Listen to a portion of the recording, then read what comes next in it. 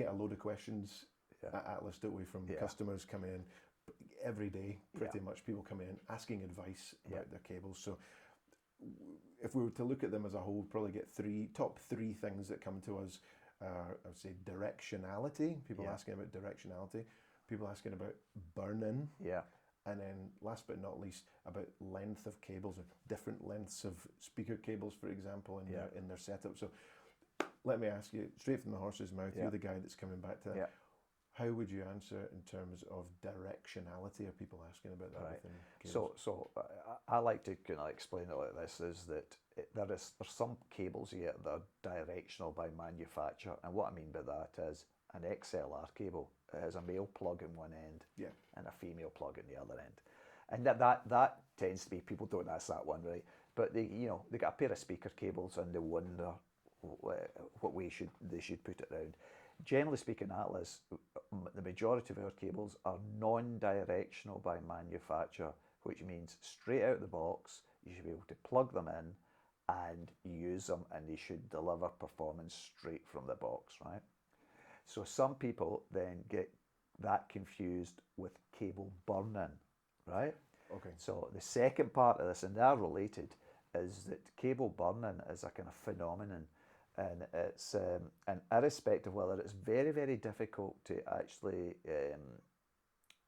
produce the total science behind it, is, and generally speaking, if you use your cables or you energize your cables for a period, for example, for Atlas we recommend 72 hours, they sound better after that period. And what I mean by sound better is they sound more open, more natural, that more accurate.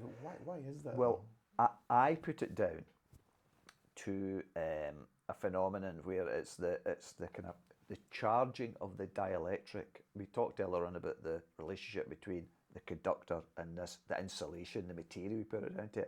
Well, it's an electrical charge relationship, and what happens, I believe, with the cable burn-in process is that the cable's particularly energized in a particular way, right? Okay. And it adopts that adoption of that direction becomes apparent. Now, what happens is if you then, which customers ask me then, if you unplugged your cables, right, and then you plug them round the other way, well, you would need to repeat that 72 hours. So what I'm saying is it's not a permanent thing, and people then also get a bit confused between, they say, well, which way should I plug it in generally? And what we say is that for Atlas cables, the writing should be left to right, and it should be from preamp out. So we look at the preamp as a kind of matrix, right?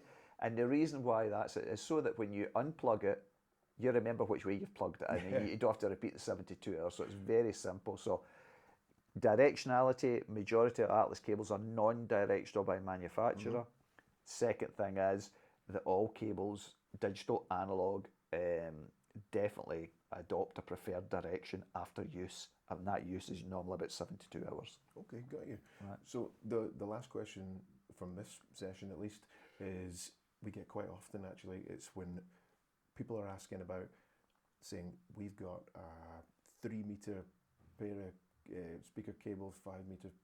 Does it matter if you've got different lengths of speaker cables from in the one system? One system, yeah. Well, I would, as an electronics engineer, I would go, yeah, it does, right? And it matters from this respect, is that hi-fi is all about consistency, and the best hi-fi systems are most consistent across both channels, so basically for me, what you want to be thinking is not about the cable, but about the amplifier and the speaker. And the amplifier, in theory, should always see the same load between left and right channel. And it might be a small difference in load between a 3 meter and a 5 meter, but it's different. Good. And if I've learned anything, is that differences can be heard, right? Maybe not immediately, but over time, right? So we would always recommend that both channels be the same length for the amplifier's perspective.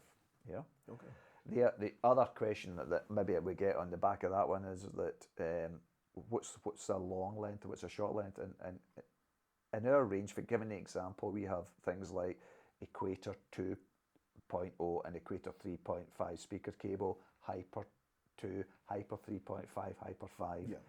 For the 2 and the 3.5 relate to this cross-sectional area of the conductor in the cable, right? And generally speaking, is the longer the length, the bigger the cross-sectional area, because again, it's just Ohm's law, right? So a long length for us of a speaker cable would be something like 7 meters and above. At 7 meters and above, you really have to push up 3.5 square millimeter to 5. Below that, especially when you get to 3 meter, generally speaking, 2 square millimeter to 3.5 is adequate for most systems. Perfect. So again, length, if you're going real long lens, larger cross-sectional areas. If you're again small to medium lens, 2 to 3.5 square millimeters, absolutely adequate for most situations. Brilliant. Well, look, we continue to get in loads of questions anyway, so I think we should do another one of these at some point in the future. No problem. Answer any FAQs. Yeah. So good. Right. Thanks very much, Kevin. Thank Cheers. you. Thanks, Alan.